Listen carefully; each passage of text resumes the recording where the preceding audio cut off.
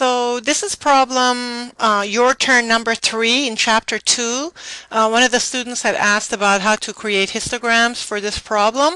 I will show you using Excel and then also using PHStat 2. Under the data ribbon, go to menu, go to data analysis, select histograms, say OK. For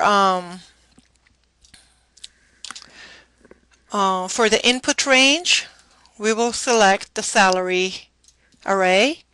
For the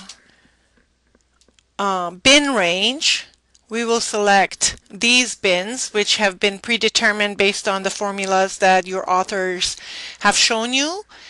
Based on this definition or this analysis, the class width is 10 and the upper limit for each classes are listed here. There are labels included in the arrays that I selected, so I'm going to select or choose labels. Output range, I will put the output right here across from where the word bins appears, and I want the chart output. So if I say OK, then this frequency distribution will be formed with this histogram. If I right-click and format data series and close the gap, then I will have a histogram.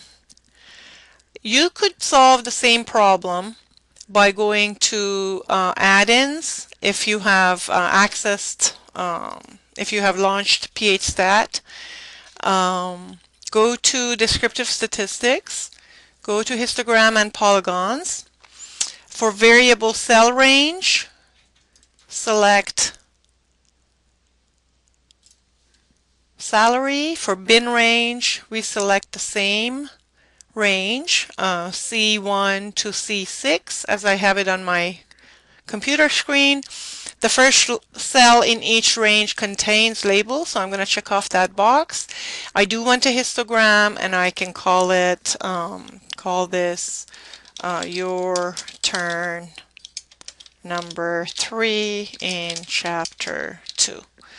And if I say OK, of course it's going to create different worksheets for me, but here's the result, which matches the analysis that I performed using Excel itself just a minute ago. I hope this was helpful. Thank you.